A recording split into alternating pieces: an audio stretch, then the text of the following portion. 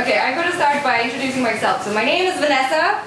I work actually with Project X, which is a sex worker rights organization. So the question is obviously, why the hell am I doing a presentation on LGBT rights at IndigNation?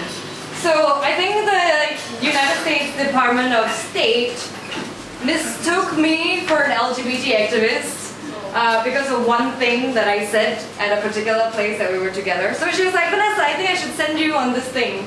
And so they sent me on this round trip around the United States, all paid for, amazingly.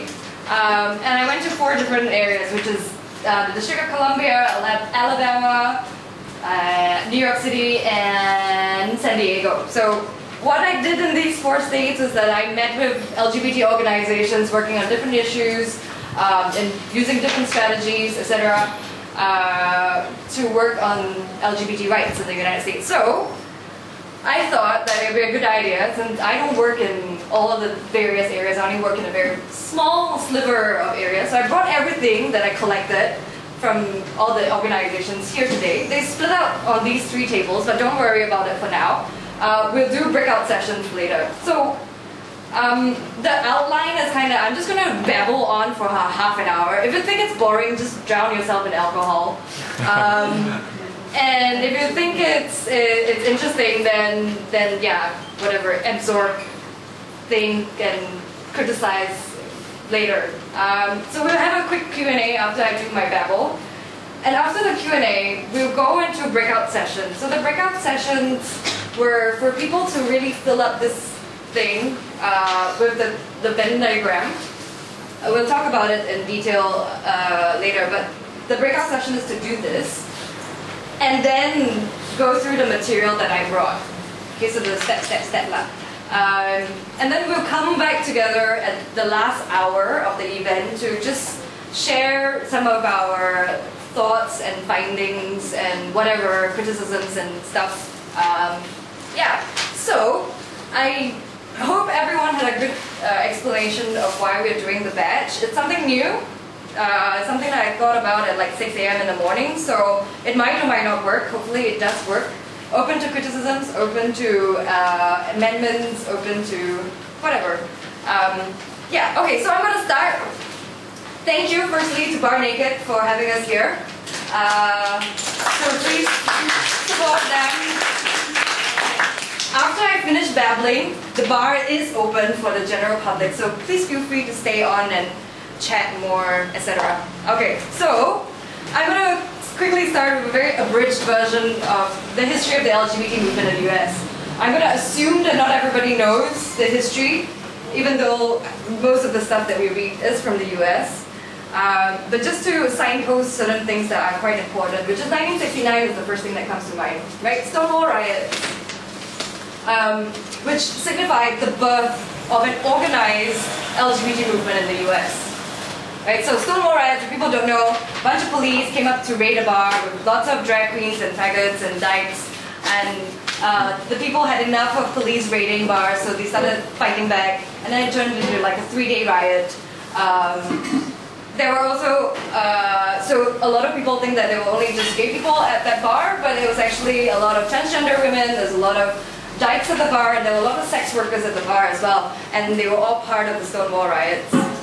So the next key thing that I wanted to highlight was the 1980s AIDS epidemic.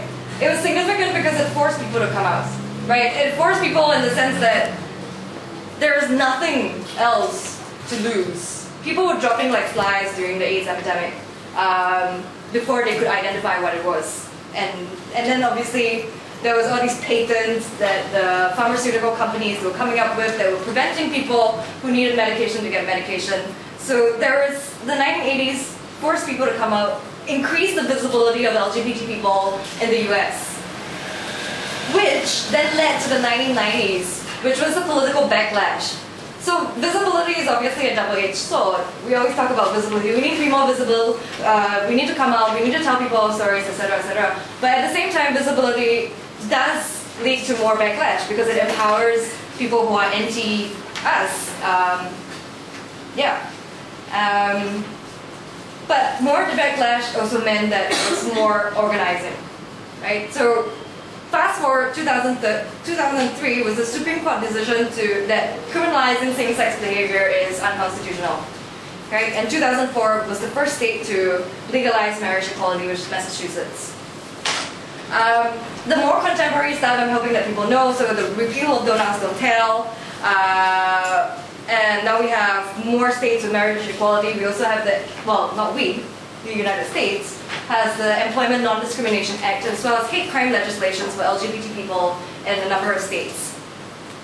One thing to point out is that Don't Ask, Don't Tell and gay people serving in the military, that one can already, okay, go, no problem. But transgender people are still not covered under this thing. So it's being worked on right now.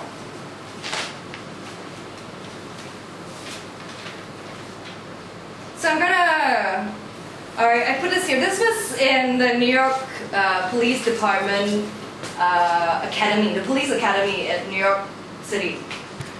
And they had these signs. If you cannot see, it says warning, no retaliation, warning, no harassment, sexual harassment, warning, no employment discrimination. And this was in the Police Academy walls. The New York Police Department, NYPD, was one of the people that we met. And we met the Gay Action League, which was like a fraternity group within the department. And they're made up by LGBT people. They have a series of It Gets Better videos. So you can go and Google NYPD It Gets Better, and you can find that the police officers are actually saying, coming out as gay, firstly, and then saying that it gets better. I wanted to put this in here just to contrast how far they've come from 1969 being LGBT against police, and now that there are such trainings and sensitivity trainings and signs in the NYPD Academy. But obviously, a lot of populations within the LGBT community are still being criminalized, primarily transgender sex workers. But yeah, just a thought there. So I'm going to attempt to describe American federalism. Attempt. So it's a bit of Wikipedia, a bit of books, a bit of people telling me what it is. So if you know what it is, feel free to tell me to shut the fuck up and say that I'm completely wrong, and tell me that move on. So American federalism basically is that there are many states of America, right? Okay, there's like 50 states and then one district that don't know go where on. So each of these states are actually sovereign states. And I'm going to tell you why it's important that we know this right now in a moment. These states are sovereign states, right? So they have their own constitution, they have their own laws, they have their own ministries, and they differ from state to state, which is why we hear that some states have marriage equality and some states don't have marriage equality. And the federal government, which sits in the District of Columbia, does not meddle in each of these states' business, right? The federal government is there for primarily 4 things, which is defense, commerce, interstate commerce, and 2 other things that I need to find. Monetary policy, so the US dollar, and foreign policy. So that's what the federal government does. And the federal government, the whole point of it is to ensure the union of the states, okay, that people don't fall out in between. Okay, so that's federalism in a nutshell, I hope. Oh, the important thing is that it's decentralized power, right? So you have federal government, yes, but power is decentralized into each and every one of the states. Okay, so there's the federal government, there's the state government, and then there's the local government. And that's how, and activists and NGOs basically have to navigate which level they want to fight at. Okay. So we met with this consultant guy who consults on various stuff, including activism. And he said that given the context of federalism in the United States, there are 5 steps that human rights activists should undertake to effect change in society. So the first thing he says is that it's up to the individual to take initiative, right? So you don't ask or wait for somebody to take the initiative. You don't wait for the government, especially, to take initiative on issues that concerns us. So it's up to the individual. The second strategy is the need to organize, right? Organize with people who share the same concerns, create organizations, But this is made possible in the United States because freedom of speech is enshrined in their constitution, right? And also for organizations register for one purpose and one purpose only, and that is tax, for tax identification. There is no approval process for organizations. Okay, in Singapore there is. You submit, if it falls into this group of human rights or LGBT, sexuality, religion organizations, then you have to wait 2 months before they give you an answer. And it's subject to their approval. But in the States, no, it's automatic. And people just register for tax purposes, whether you can get tax exemptions or not, basically. So the third thing that he says, the third step is to engage target audience. So obviously you're engaging your community, engaging your stakeholders, but also engaging the people who are NTU, right? The NTs, LGBT phobic people. And he broke it down to 4 things that causes conflict amongst groups.